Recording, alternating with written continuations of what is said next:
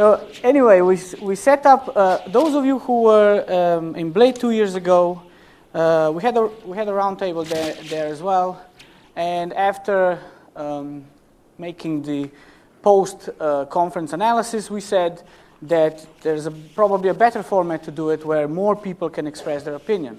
So basically, the idea behind this roundtable is that we focus on the topics that are underlining the conference, that they're being discussed during the coffee breaks, but they never get the opportunity to be discussed during the presentations, because people normally present their own projects, they touch on these different topics, but then you have 5 minutes for questions, and you never get a chance to elaborate on them. So we, as you probably know, I sent around a questionnaire where each of you was invited to contribute your own questions. So what do you think is very hot at the moment in e-lexicography? And I got many responses, and luckily they were very similar. So out of those responses, I was able to sort of flesh out 5 topics that we are going to discuss today. And luckily, we also have 5 keynote speakers. And so I didn't want to put anyone on the spot, really, to sort of announce a roundtable panel in way in advance and do any preparations. So their role is mainly to provide their first comment based on experience, on their opinion. And then I want you to get involved to really discuss the topic in detail. We have about 10, maybe a bit more minutes for each of the topics. We'll see whether one topic is more interesting than another. We'll sort of adapt. But let's hope for a good discussion. And I don't think this is sort of a... So this is just so you can follow. We have something prepared. So the first one, just to get started. So one of the topics is always about, dictionary publishers. How are they adapting to these changes of e-lexicography? So charging for content, not charging for content, and is there a business model around it they could follow? So Annette, you can provide your comment on that. Okay. I think I have to tell you a very sad story, and this story is set in Germany because this is what I know best, and I used to work for one of the publishing houses there. And my answer to the question here would be that both of the big Duden publishing houses doing monolingual German dictionaries came too late, and they weren't really able to adapt to new demands.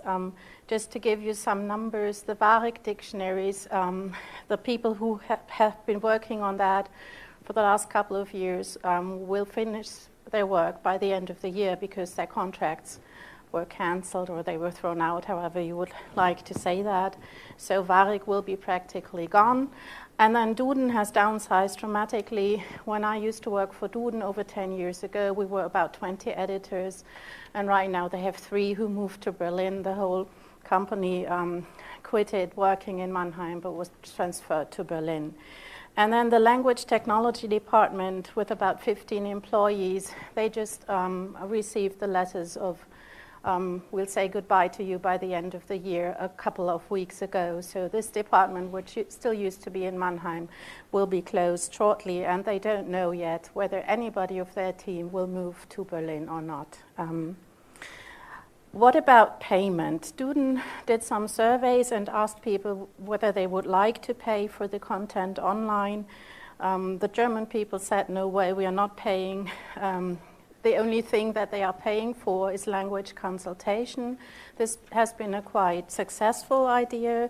People in Germany are very keen to get sound advice on how to spell words or about correct orthography, so they can call a Duden hotline, and they pay quite a lot of money to get answers for that. So I think they'll continue with this business solution, but people were not willing to pay for content of dictionaries. Are they... Let's see, what do they use still? I think the correction software, there is a product called Duden Corrector. This is still widely used. This is also sold to companies as a business solution, sort of. So I think that might go on for a little while, I'm not sure. The new business model that Duden has since a couple of weeks is that they sell the Duden spelling dictionary, which is the most important one when it comes to numbers sold. They have a bundle now, a package where the Duden dictionary, the printed dictionary, comes with a code that you can use to install an app on your phone, and then also a link where you can download this corrector software to your PC or local workstation. And then, of course, there is still Duden Online, and that's free to use. The number of ads around this have grown over the last year amazingly. I mean, there's so much ad around the content now. It didn't used to be that way, and now the kind of advertising changed also. In the beginning, it was only language related, and now you have ads for cars, for example, or travel agency, or whatever, where there is no direct connection to language anymore. I know that there are plans to downsize the range of the printed dictionaries and also the CD-ROM dictionaries, and what they will do about the language technology solutions is yet unclear. So I would say at least the German publishing houses that I know a little bit better were absolutely not able to adapt to new demands. I think they came rather late with many things. Student.de just went online 1.5 years ago. That's very late when you think about it. And maybe this is one of the reasons why they are downsizing now. I don't think that they will retain dominance. Maybe they retain dominance when it comes to spelling, because this is so important for us. I don't know. I'd be glad to hear about other countries. I know that there are several people here from publishing houses.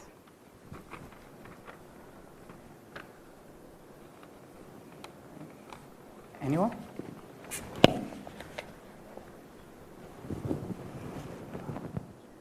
Ilan might say something. Part of my talk tomorrow, which reminds me in eLex in Stuttgart, that was sponsored by Langenscheidt and thank you, and Pons Klett, and they were, maybe Uli will remember also, and some of you. They were talking very arrogantly about Leo that was coming and talking about how bad the quality is. And when I was telling them that there are lots of dictionaries in print of low quality and that basically quality is acquired and it will gain experience, I was kind of hushed. I'm very sorry to see that I was right and that many of them are out of business. And this is a worldwide trend in a way. But I think we are all quite aware of that. I don't have anything more to add. Yes. I could say a lot about this. I'm working with a lot of publishing houses around in Europe. I think I would, instead of repeating what I said on Tuesday, which was quite provocative, I think, for some, I would say something else. I would say that it happens now and then that a business change. And it's quite clear that publishing is going to change these years, just as the music industry did. And it's quite clear that the business models have to be adapted to a new situation. And one of the new situations is that people don't want to own things anymore. They want to have access to things. They want to be online all the time. That's far more important than owning a record or owning a magazine or owning a book or something. They want to be in contact online all the time, and that's how it is. So it took the music industry 15 years to realize how they could deal with this. And everybody has been looking at the music industry saying, oh, what a pity, and all the big record companies went down the drain and they lost a lot of money and the income was decreasing. But there is light in the end of the tunnel, because Universal, which you might know, is a big European music company. They had their best year ever in 2012 in the Nordic countries. They have never earned so much money as they did last year. And the profit was better than ever. And the reason why they have such a good year is that they have adapted to these new habits. And they have changed the business models. They have changed their distribution channels. And now they are earning a lot of money and are extremely happy about the new situation. I'm not saying definitely that the print industry can use the same things. I have very difficult to imagine Duden with playlists used for parties. But, I mean, it could happen, of course. But, I mean, we simply have to change the way we are thinking. And we have to get rid of the idea that the binding of the printed book is what matters and where we get the money from. We simply have to think in new terms. And those of us who are able to follow the trends in the market and understand what's going on, we will survive and there will be money for them, no doubt. But we have to change, that's clear.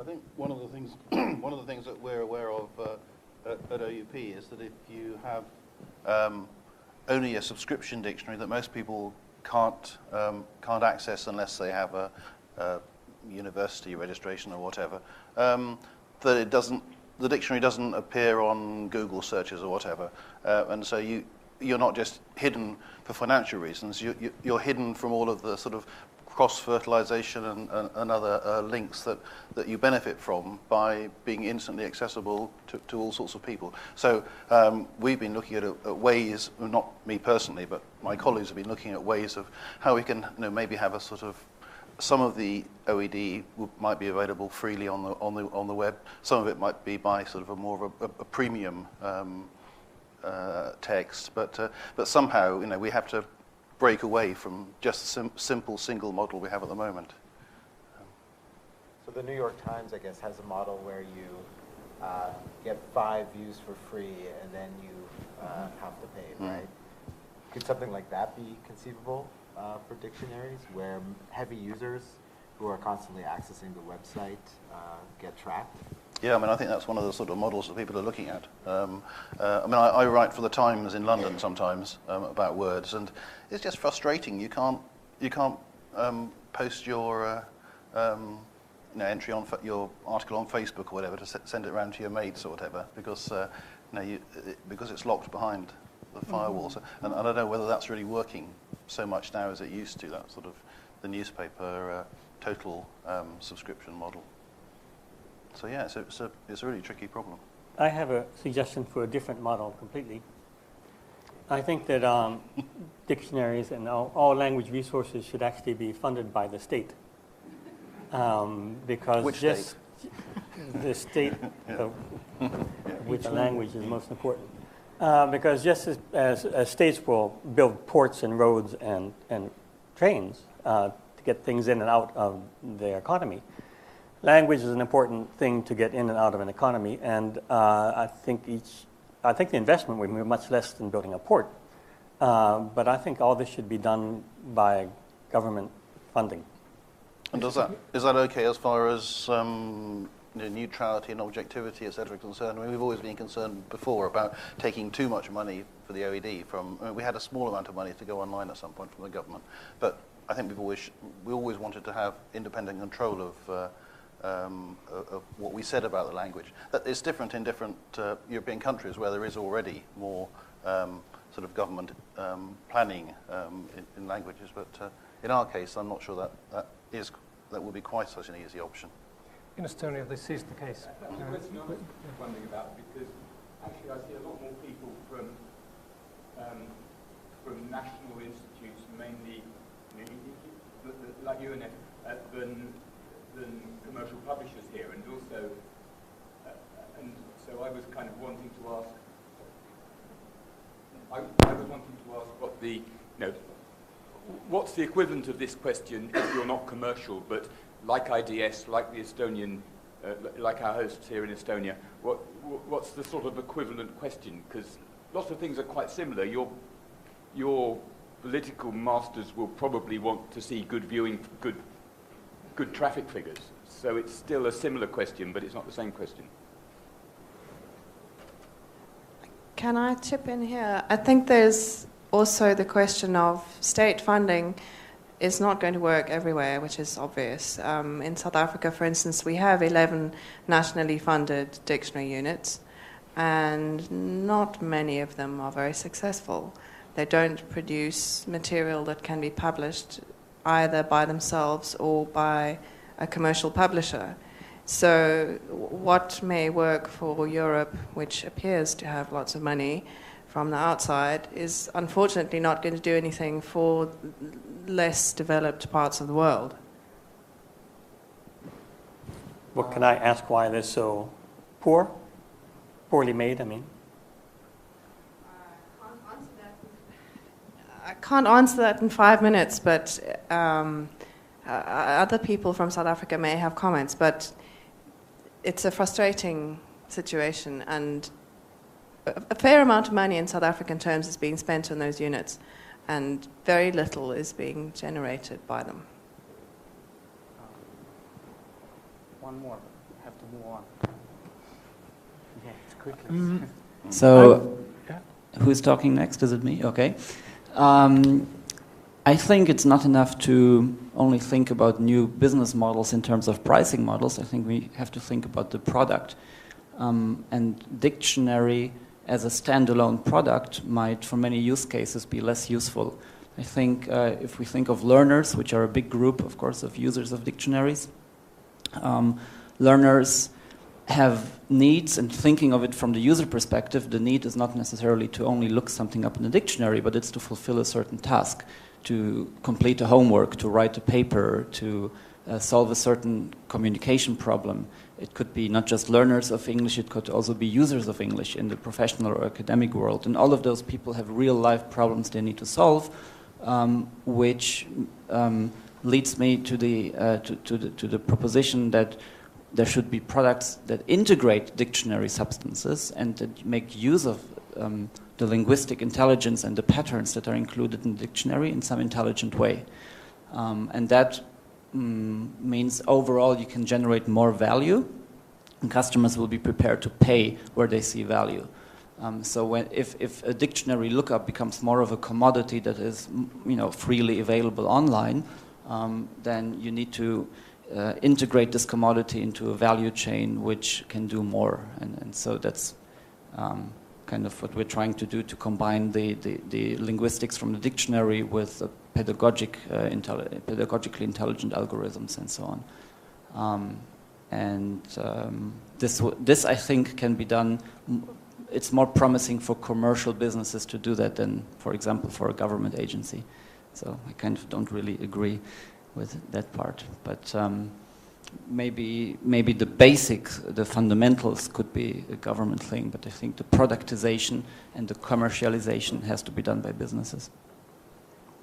We have to move on, otherwise we will just cover a couple of topics. So the next topic is crowdsourcing. So, and so we've heard several presentations sort of analyzing crowdsourcing or utilizing it. So basically, what is its potential for dictionaries, and advantages and disadvantages? And we've asked John to provide his comment. Right, yeah, thanks. Crowdsourcing and to crowdsource are terms that dictionary editors have been desperate over the last 2 or 3 years to rush into their dictionary to show how up-to-date they are.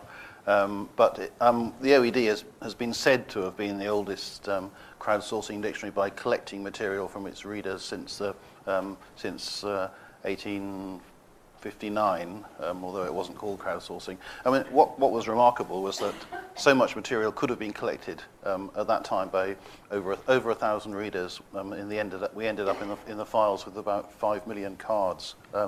It was a remarkable operation at the time. And it's still going on now. We're still getting people sending in information nowadays, usually to our submission form on the OED. But what they were mainly sending in those days was quotations, and they were very directed. Dr. Murray used to send out quotation slips to people who wanted to contribute material, and they had printed instructions. There were printed instructions about what they should give, and there was a style for how the quotation should look and what extra information should be given, etc. So it was really quite. It wasn't just a free form. Send us anything. We love you. Send us anything you like. And to some extent, and we did, as you probably know, we had various so-called madmen providing the surgeon of Crowthorne, William Simon Winchester's book documents one of our readers. But most of them were actually very sensible, leisured people from the time. Nowadays, we do have a submissions form on the OED. As somebody said in one of the presentations earlier today, it is quite a difficult one because we found it best to try to concentrate people's minds and to send us both things that we want and also to give them the option of sending examples of new words or whatever that they think they should send to us. But we don't put it on the front page of the website. We put it down a bit, so you have to find it. So we're trying to ward off what we imagine might be a mass of weird and wild contributors who we don't seem to get. We've also found that when people do write to the OED, they're sort of quite respectful, which is sort of in some ways quite nice, but maybe it's a bit off-putting as well. They're not too grumpy that we haven't got a word in. They like the idea of contributing to something international, even if it's the only time they write to us. We do a bit more directed appealing through the OED appeals. So if you go to the website, you can see that we're appealing for earlier examples of Earl Grey tea, for example. Or there was one bibliographical inquiry we put out that it didn't quite go viral, but because it was about an early 18th century book that there's no copy of in any library, but the OED cites for some reason. And people were curious about that, and there were various articles written in the New York Times, etc., about it. So we do put these appeals out. We do have people at the University Press and other publishers' outlets too, whose purpose is what they call user engagement these days. But we do try to, we don't generally just try to open up a sort of free form, but we try to direct people to give us the sort of things that we like. But I think it does work in that form. Whether it would work if we were much more open and accessible intentionally, I don't really know. But I mean, and the issue of getting contributions through social media is again, we also do that to some extent, but it's another issue as well. So maybe I could sort of open it up to how do other people think they would like to see crowdsourcing implemented, and what's sufficient as far as it's concerned. So what do you think is the biggest downside to just opening, instead of asking for specific information, just allowing people to give you, putting it right on the front page and allowing them to enter? I mean, we're just concerned about, editorial time is quite precious, we like to think, and we're just worried about wasting that, I guess. Yeah. Sorry, can you imagine, because that's what I thought it would be, but a solution, you don't have to look at things, but I would assume that people would enter the same words, and then you could maybe say, oh, do you mean this word that someone else has entered before, and have some kind of voting mechanism to focus editors on kind of the top of the... Yeah, we could. We don't have it at the moment, but... sorry, the boys in the crowd over there wanted to say something.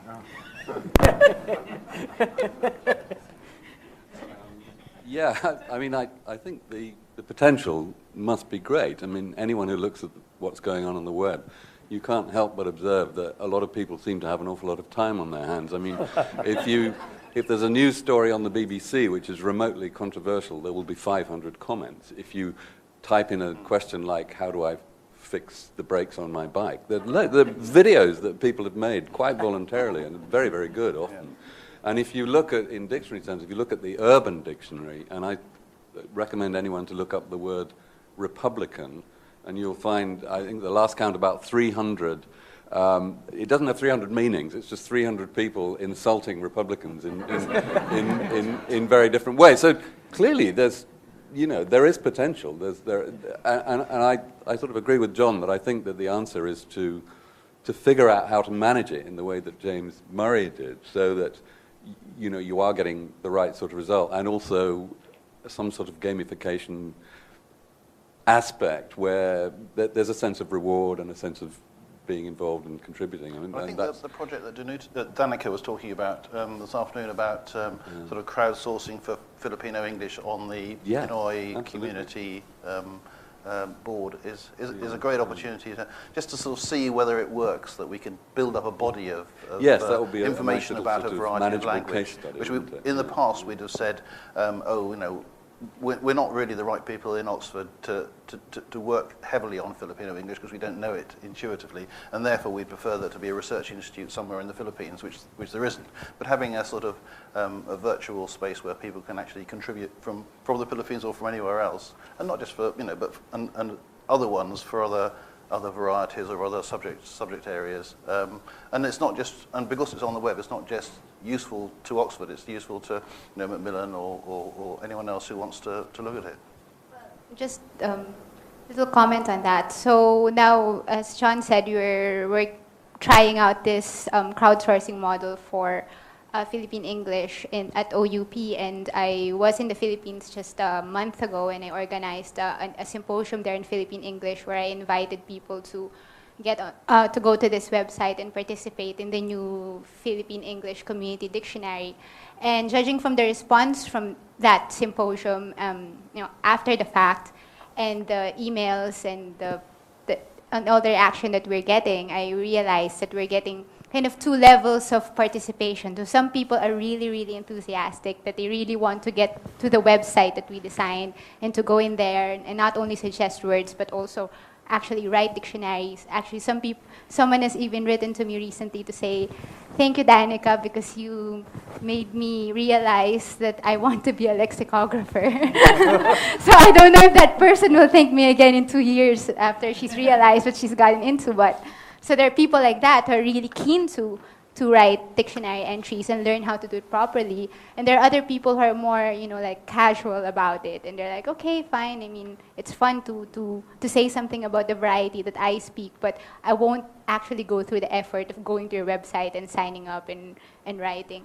But still, these people are speakers of Philippine English, so they do have some information that we're interested to have. So we thought that maybe we could harness social media and ask these people to contribute to the dictionary through a platform that they're already familiar with, because in the Philippines, people do everything on Facebook.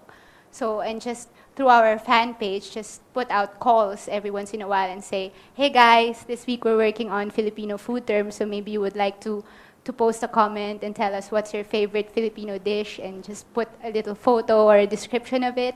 And that is a way for us to also get some information without actually asking too much of people. And just to make it something fun that people can do on Facebook, and maybe, I don't know, as Michael said, like gamify it, have some prizes or something, and just make people think of lexicography as something that they can actually participate in. Because the other problem is that the OEDs can be a very intimidating thing for some people. So when I say, please contribute to the OED, they go like, can I really do that? So maybe if we do it on Facebook or through Twitter or Instagram, then we can somehow democratize lexicography and make it something that's open to not just to lexicographers in Oxford, but to everyone. Well, I would say, I would add to this that we are probably talking about different user groups in this respect. So people who would be very interested in being connected with lexicography, and the others who you need to address more subtly, saying not really even showing that you're contributing to the dictionary, but doing something completely different that provides you with the relevant information. I would say also, because we're talking about, English is quite a big language, and you have a big community. I think in Slovenia we'll probably have to come with more different ways to attract, because we have forums which are sometimes topic specific, like sports or things, and social media, which is another, will become popular, but not necessarily a dictionary community per se, I think. I don't know, Simon probably has something similar to say, so I'll stop at this point, but it's definitely different, but also in terms of the size of users that are online. There are crowdsourced dictionaries, of course, in Wiktionary, and I just happened to look today in Wiktionary. There's only 1,000 Tagalog entries, so that's obviously not successful when you consider how many Tagalog speakers there are. So why do you think that doesn't work, Danica?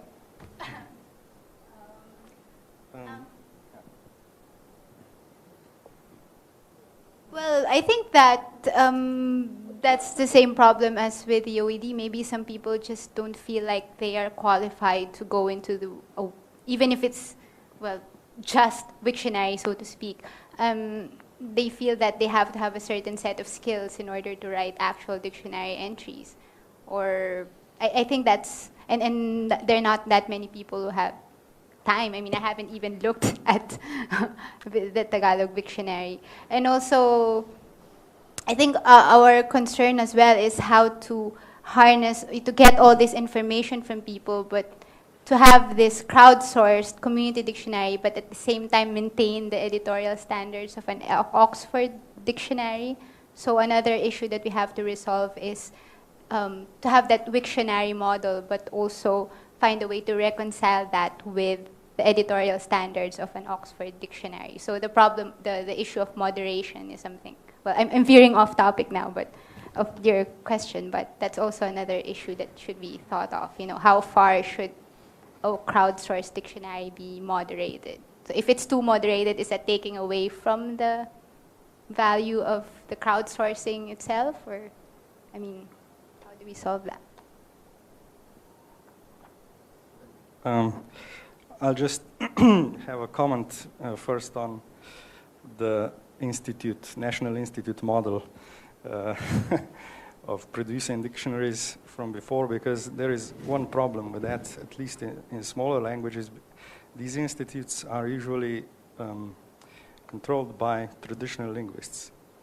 And that it means that before you could produce a dictionary like, you know, for other languages which are bigger, it could take about 30 years because of the change of generation, if something else happens. So, and another comment is on crowdsourcing. I think that maybe it will be interesting for some of you in this proposal that we have, a 4 million proposal, how to make a new Slovene dictionary. The crowdsourcing phase, we think that we will have to spend about 600,000 euros out of 4 million for crowdsourcing. And it means that basically the calculation was based on what a language student would, what kind of money would attract a language student to participate in that kind of activity. And we came with, you know, like if you work something like, let's say 30 to 40 hours per month, you would get something like 300 to 400 euros by clicking. So click, click, click, you get money.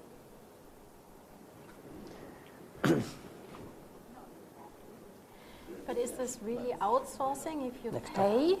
I mean, if you pay, then that's like hiring student co-workers on your dictionary, except you don't have them come into your office, but they sit somewhere else, but you still pay for them.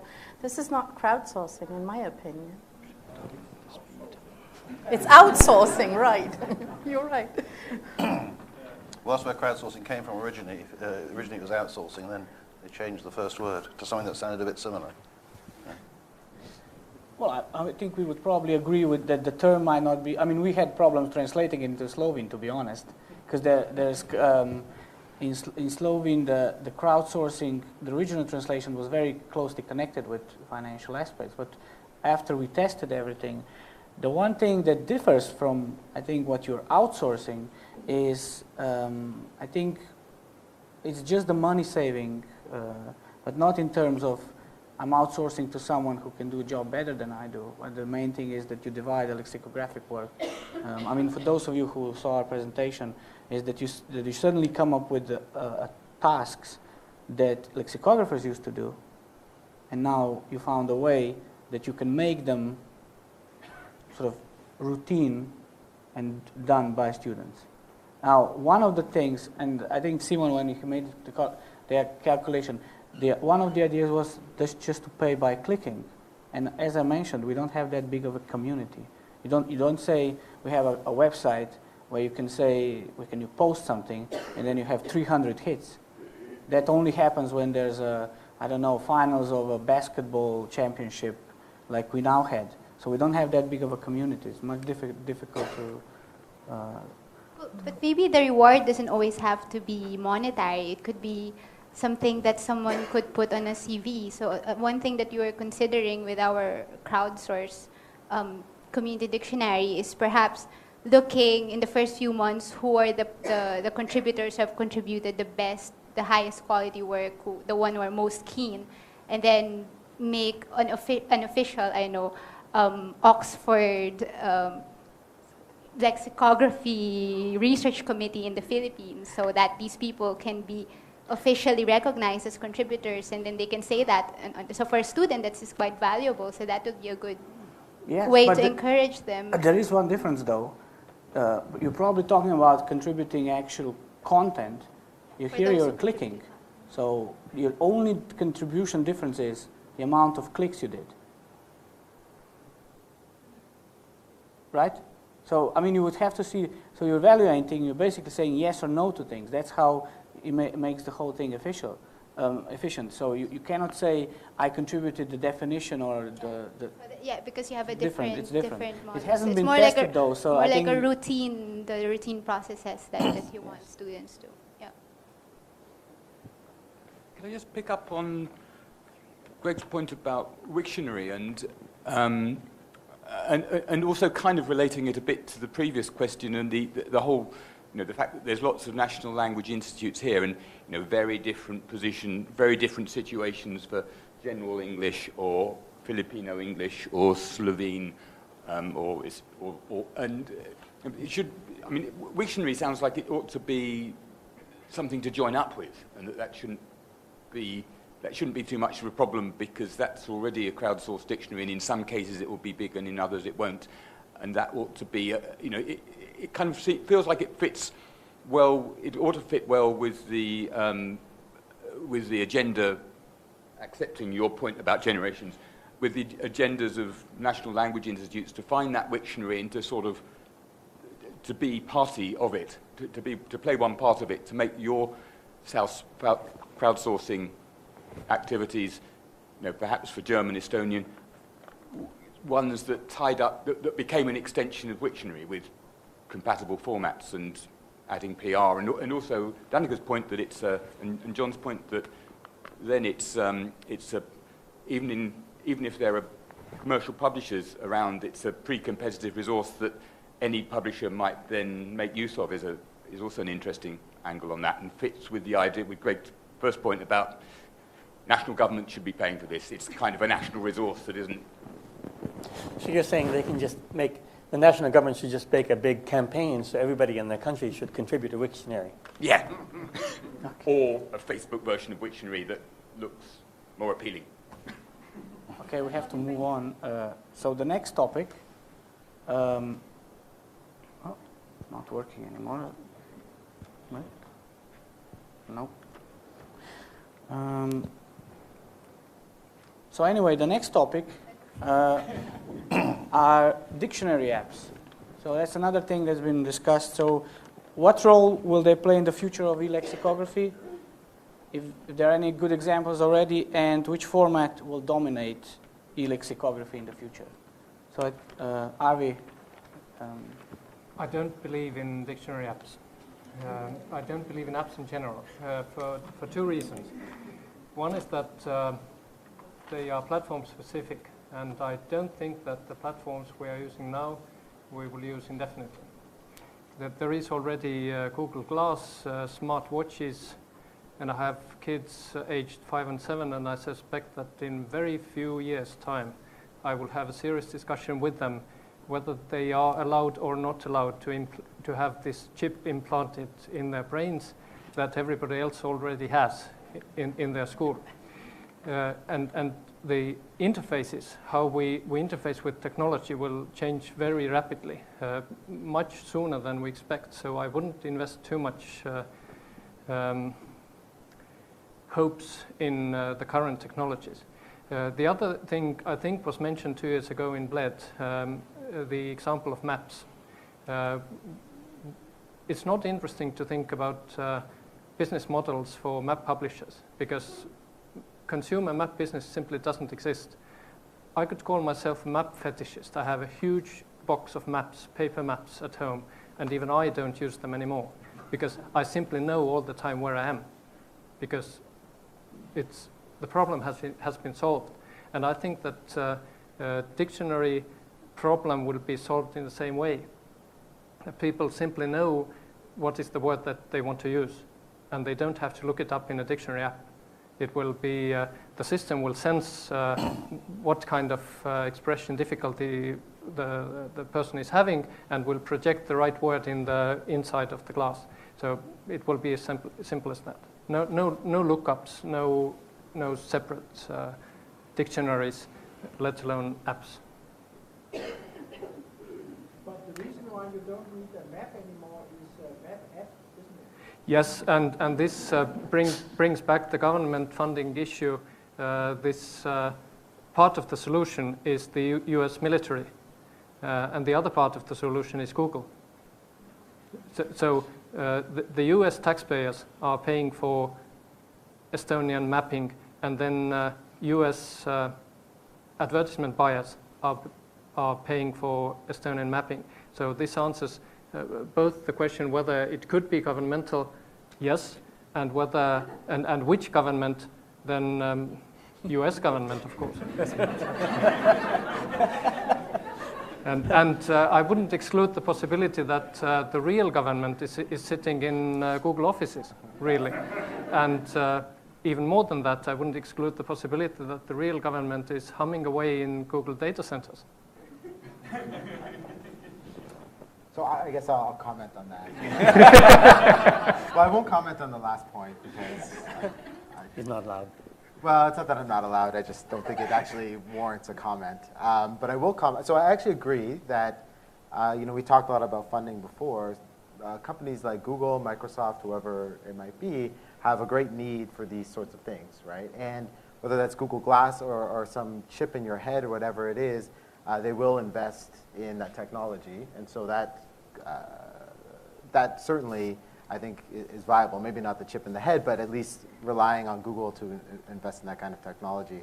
But I don't actually agree with the argument that because we feel that at some point that technology will exist, that we shouldn't have apps, right? If we go back to the map case, okay, there's this map app and we have GPS, and it basically solves the problem for me, or at least what I think the problem is today based on my experiences with the world today.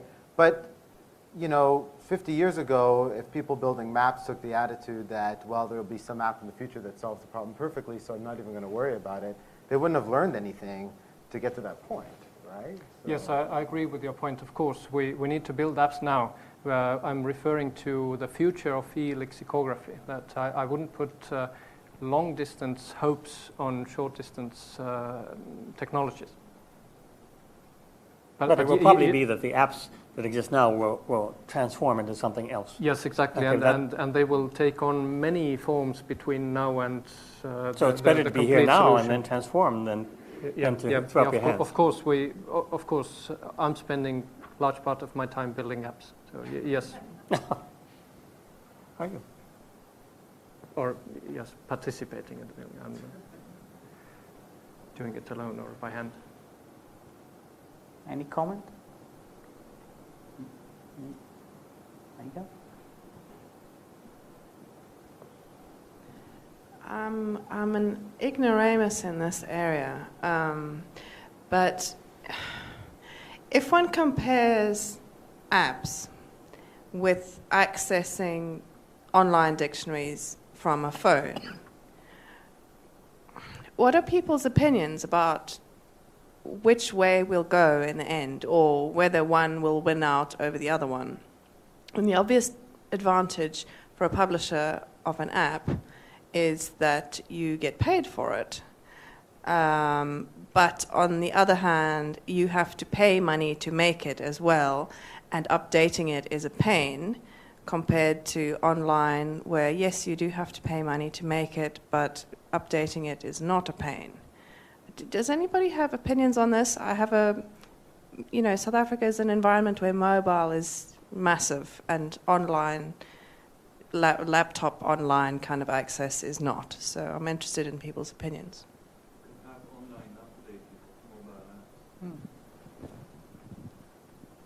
But still, you need to build separate apps for each platform, and the platforms keep changing. So it's just a technical question, I think. Sorry, but you are nicely provoking some comments from this side, definitely. I think you're right, and we can sit down and wait for whatever technology we want forever, right? But one thing that has happened during the last few years is that everybody has stopped smoking, and instead they are consulting their mobile phone. It happens during restaurant visits, it happens in the bus, it happens everywhere. We see nobody smoking anymore, at least not in some part of the world. And we also see a lot of discussions, or at least I experience it nearly every day, a discussion somewhere during daytime or nighttime or whatever, and somebody is consulting the phone to get an answer or to look something up or whatever. And we can do it everywhere.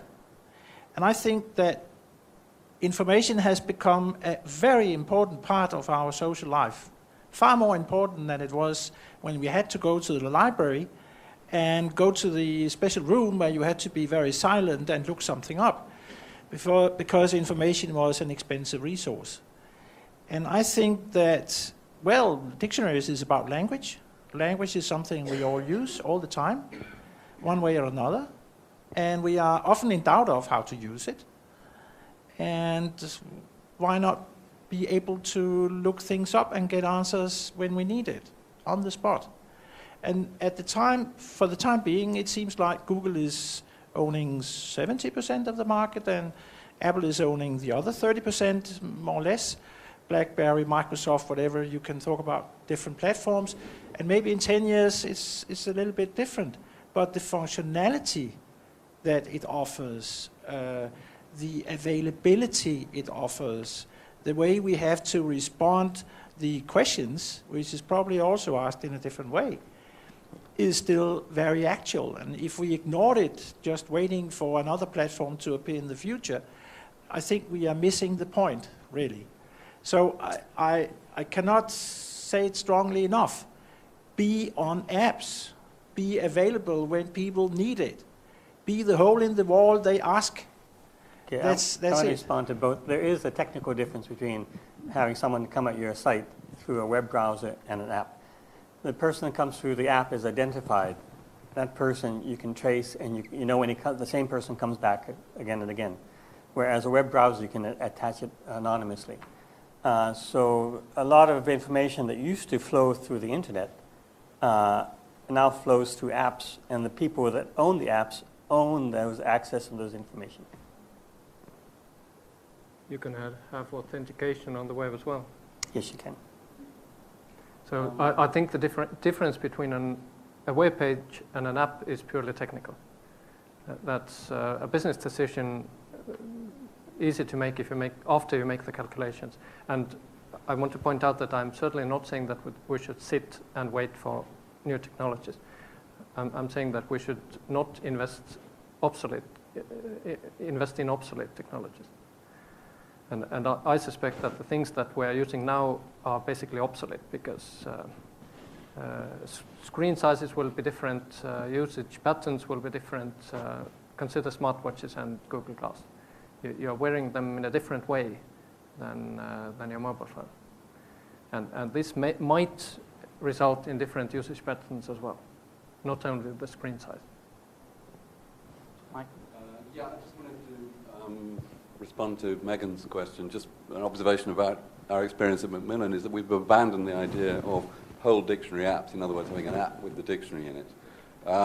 Because we have, you can have a mobile optimized site, so you can just, the version of the online dictionary that you see will vary according to the phone or whatever that you're using. So I guess our decision, I mean, this is just an observation really, that our decision is to to invest in apps, but not the whole dictionary, but using aspects of the data, maybe linked up with other data in other bits of the company to produce something that people might actually want to pay for. I don't think people will pay for a dictionary. Well, they have been paying for dictionary apps, but I can't see that going on much longer, not for English anyway.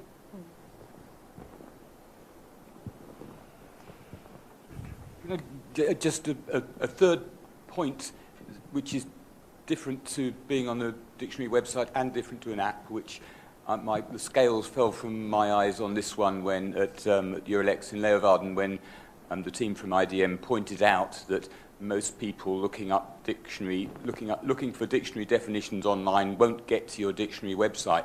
They'll see enough to meet their information need from the Google hits for your list. So all the beautiful things you've done on your website are wildly irrelevant anyway.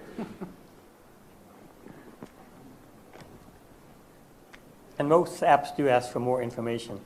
For example, they ask for your information about your contact list, and so if you own the app, you get that information too. Okay, so we're moving to the next topic. Let's just hope this will. Gregory. So this is eLexicography and other disciplines. So other than NLP, which other disciplines should lexicographers be working with more closely with? And what sort of collaboration should that be? Well, one very popular area these days is massive online open courses, which is being touted as a new way of teaching. And it's certainly very popular with hundreds of thousands, even soon millions of people using those online courses. And it seems like a very fertile place for lexicography to have a say. So that's one place I think that lexicography should get in touch with the teaching community and be present in the MOOC, the massive online open course movement. And another one is, so that's because people will need to access information. Sorry, And on that point, is that possibly a forum where people can actually, where crowdsourcing could come into play, right? Because you have people's attention, people are learning something, and you can ask questions of them that you could then use to improve the dictionary. Does it seem reasonable, I guess? I suppose so. That might distract them from the course they're trying to learn from. But No. So of course I wouldn't suggest it in, say, like an intro to algorithms course or something like that, but in a sort of intro to general linguistics course. If there's any way we could contrive questions so that we get information. That's a clever idea. You could have part of a linguistics course be something to do with building part of a dictionary, and then you could have free workers there. Yeah. I'm doing that. And the second area I think where lexicography might have something to play, especially terminology, is in what's called big data. Big data is taking information from sensors and matching it up often with unstructured information from text. And that matching up occurs by making a correspondence between some semantic field in the text and some semantic data. So that semantic hookup has to be done using lexical resources. And most people that are dealing with, especially big data from unstructured textual data, don't have any semantic structuring of their field. And that's one thing that maybe some lexicographers would be familiar with.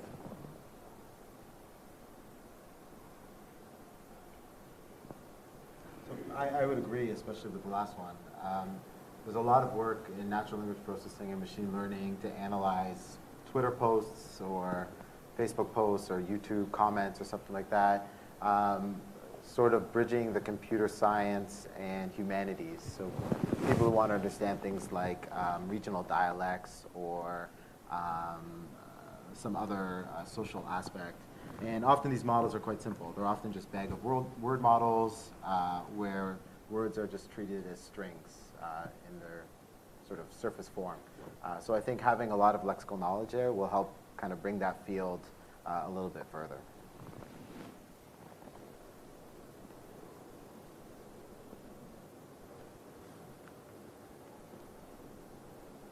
other comment?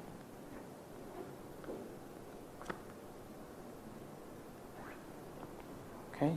I mean, just to add to this point, we were just discussing this today with Michael.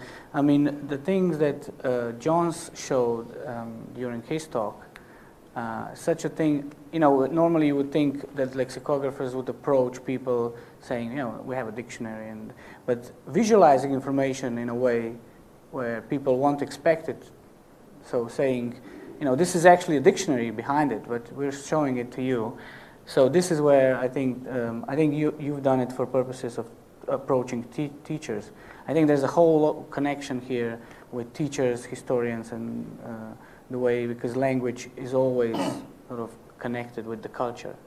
So just needed to see where it would go, really. I mean, schools is one thing, but you know, people in general would be interested in it, I think. Yes. Okay. So if there are no more comments, let's move to the last topic.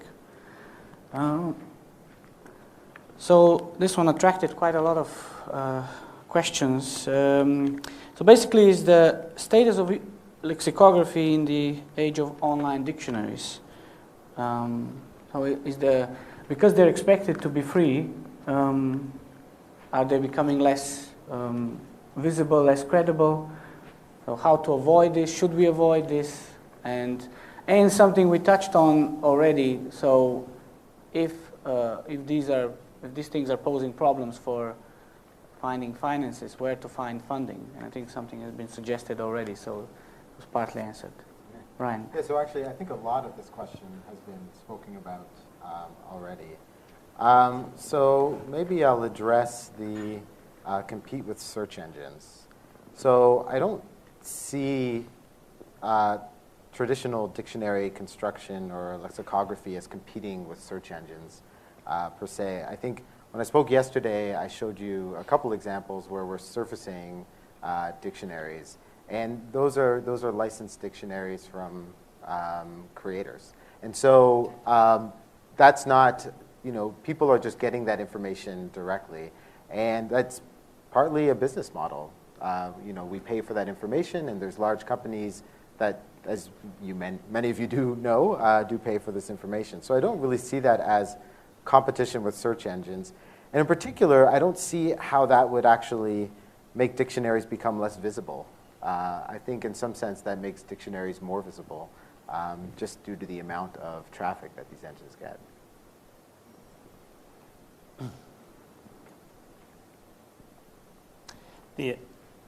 Adam said that sometimes people would no longer go to the online sites where people are trying to monetize the dictionaries because they get the information in the snippet that is produced by a search engine.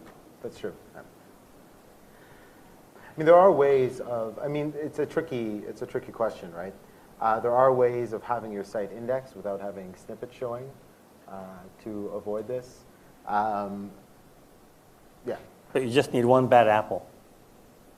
You just need one free dictionary, right? Yeah, and I guess this is the question, right? So the one bad apple, maybe it's Wiktionary, or maybe it's, I don't know, whoever it might be. But I think we've talked about this. You know, if you think about news or music, there's these solutions that cover kind of 95% of people's needs, right? And maybe that's Wiktionary. And so the value has to be found in that 5% that goes beyond that free resource. And I think there is value there. So you license your dictionary that appears on the page from somebody else, from some other... Yeah. We license all sorts of information. So that if we're could be the bad apple. Dictionary, well, if we're creating that dictionary, then in some sense, we're lexicographers, right? Then we're just doing the work. Wait, are you creating that dictionary, or you're licensing it from someplace? No. So we will license those dictionaries. Okay. So that person you're licensing from is receiving a revenue, whereas the other people that want to have people go to the website are being deprived of the revenue because of that one person who's earning money. Yeah. But that's business. That's business. I don't know how to respond to that. I would like to comment on the question of are dictionaries becoming less visible?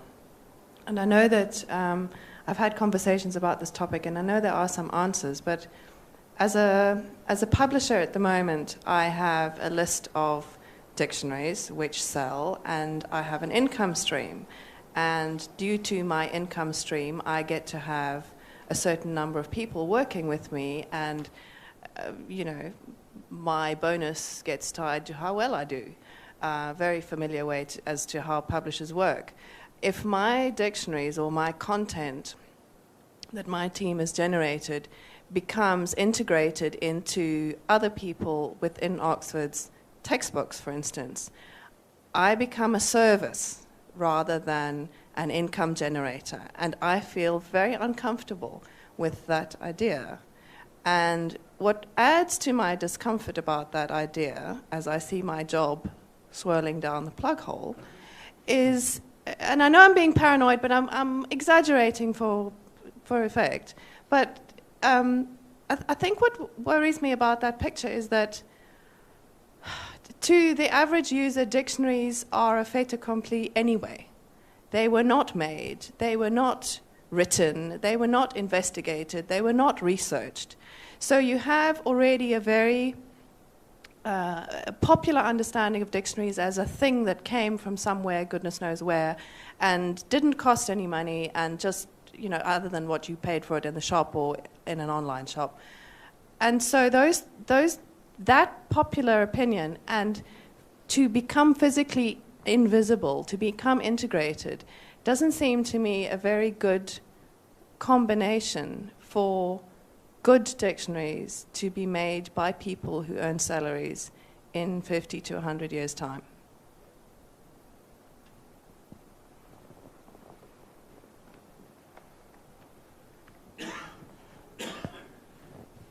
Dominic?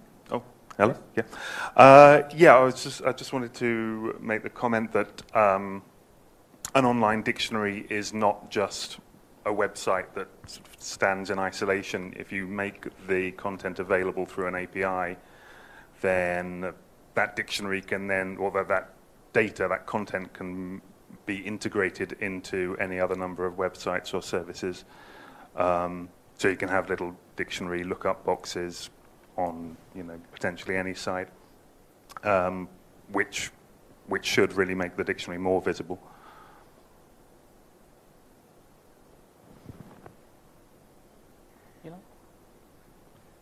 Allow me to share some depressive thoughts with you. I'm an optimist, and it touches on some of the things that were discussed, and I don't have it in an orderly manner, so I hope that at least some of it will make sense.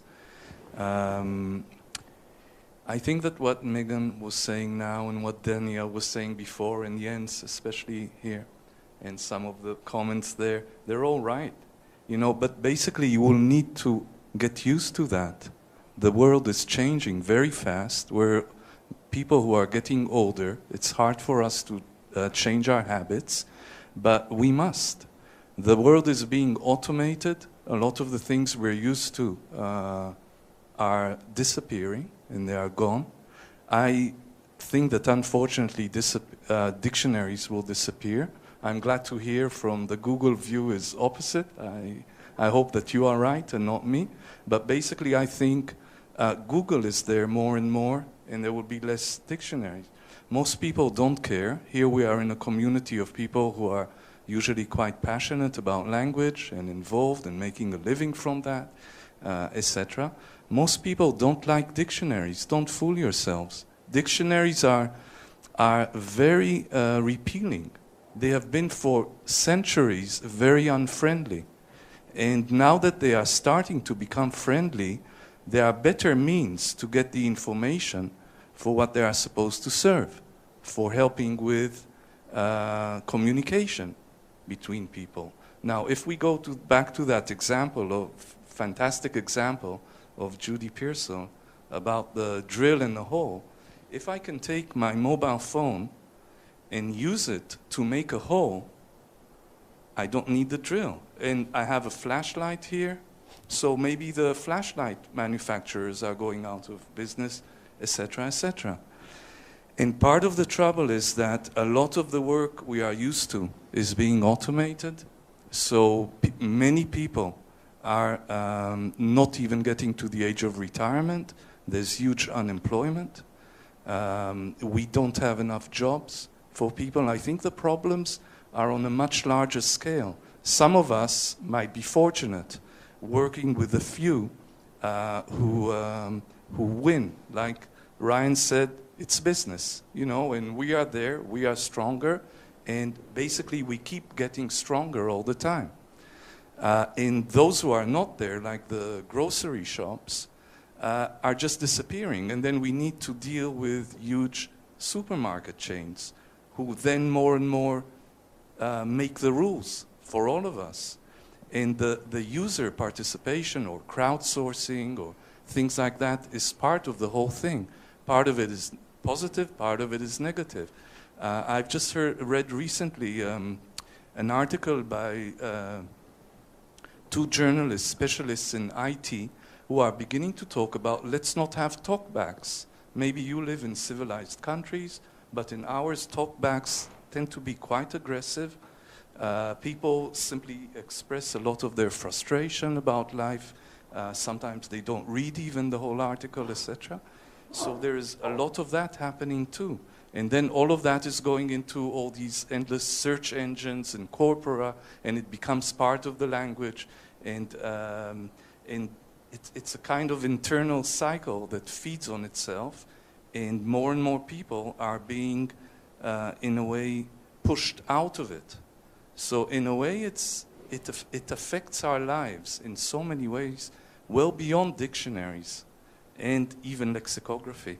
So I don't really have a bottom line here.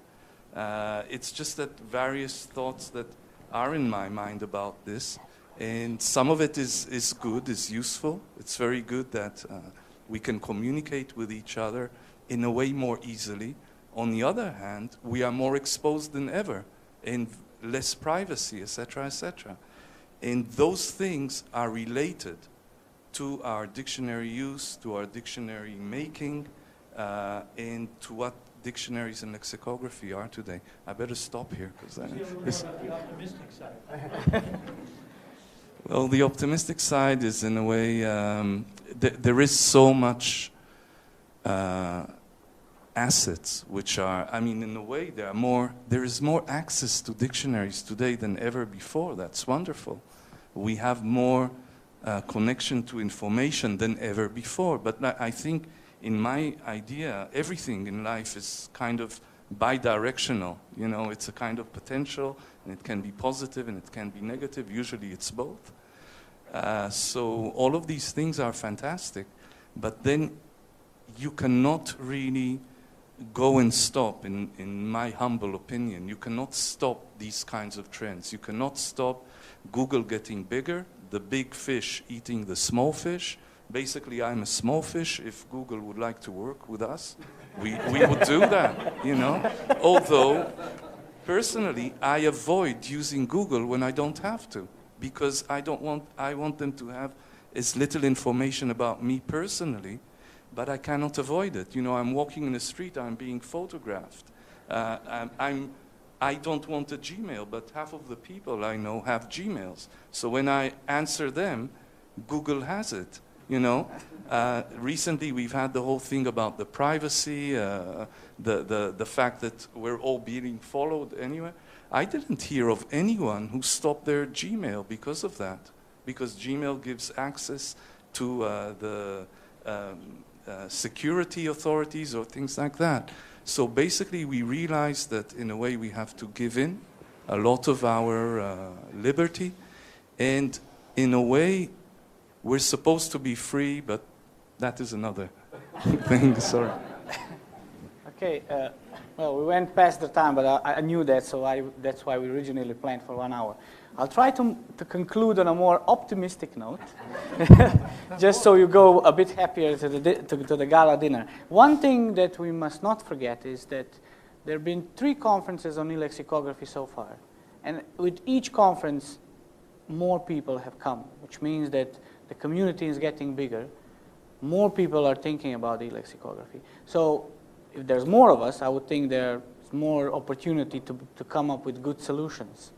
I know that sometimes when we are discussing some topics, you don't feel that there's a clear idea at the end. But as Jens said, there is a light at the end of the tunnel, and I'm sure when each of us go to our own institutes and to our own countries, at some point, or maybe when you're watching some of the video recordings, you will say, well, this idea is good, so you're putting these different ideas together, and maybe in 2 years, at the next eLex conference, you're going to report about a successful project or something like that. So I would go with a more optimistic notion. But thank you all for coming. Thank you for contributing your opinions. Thank you especially to the panelists who were put rather on the spot 1 week before the round table. And thank you also for your opinions. So I'll see. Can I end on a positive note? Yes. So in linguistics, in language technology, there was a saying attributed to a very famous pioneer of computational linguistics. It said, every time I fire a linguist, my system accuracy goes up, right? Nowadays, people tend to believe every time I hire a linguist, my system accuracy goes up. So things have completely switched in that field. And, you know, I'm not sure if linguists were in the same position that I get the feeling you guys are in now, but, you know, there could be light at the end of the tunnel. Okay. Sorry, Thank you, Ryan. I just wanted to say Thank that. you.